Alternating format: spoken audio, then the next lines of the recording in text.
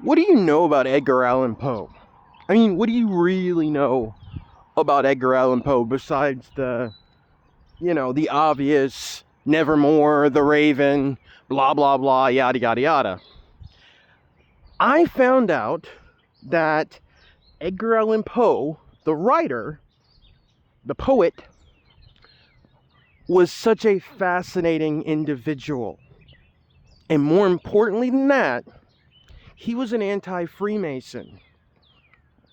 At the time that he was writing, he did a lot to counter the Masonic spread in Europe and the United States. He was against it, and he wrote about it in a lot of his stories. I did not know that until I went back and revisited them, because I read some Poe as a child. Actually, my favorite story of his was The Telltale Heart. But going back into it, it's like, no, this guy was trying to say something. And I don't mean this in like some weird abstract, this is what I was taking from it myself. He's literally writing about these things. He is mentioning them in his stories. And then going back and looking at his history, yeah, it's like you had guys like that were fighting against the spread of Masonry and the corruption that came with it. And I really think they tried to take him out. If not, they did take him out. I mean, just like when you read about, his death, like when they found him, like right before he died, he was delirious. He wasn't even wearing his own clothing. It was just, the whole thing was really strange. It was very occultic, if you will.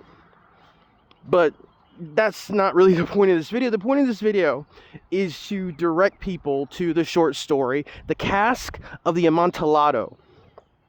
Again, this was a story that I was familiar with as a kid, the imagery in my head from childhood, but I didn't know what it was about. That story is about a man who is getting revenge on a Freemason.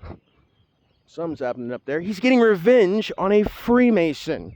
Okay? If you don't know the story, I mean, you should, read it, find it. I might even post it after this. I'll find some adaptation and post it. But it's about this guy who goes, if there's a carnival going on, and he sets his sights on this very particular individual. And he basically, the guy's drunk. The target's drunk. He's dressed like a jester, Royal Order of Jesters, the whole Shriner thing, right? And the guy's basically saying, hey, we should drink more, and I'll take you to this area underground that this wine is stored. And the guy is so drunk that he believes him, and he follows him underground, only to be walled off in this little alcove at the end, because they don't tell you what the main character, why he's seeking vengeance, other than he's seeking vengeance.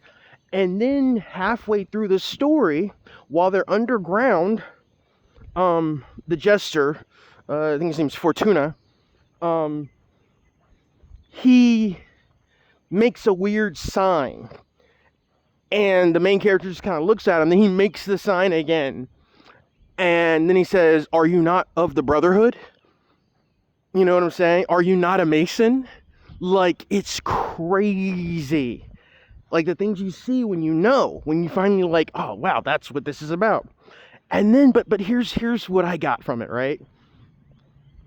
The main character again proceeds to use masonry to wall this guy in. It's almost like there's some weird subtext of turning the craft against the craftsman, because that's how this mason inevitably meets his fate.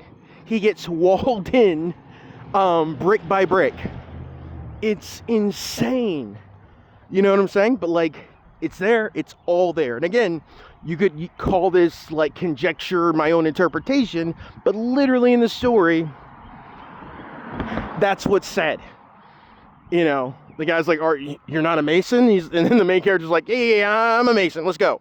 You know what I'm saying? Just to get him, because the guy's so smashed, he's so wasted. But apparently, this individual is so deplorable, he did something to the main character that we're not told, other than that the main character needs to get revenge on this guy.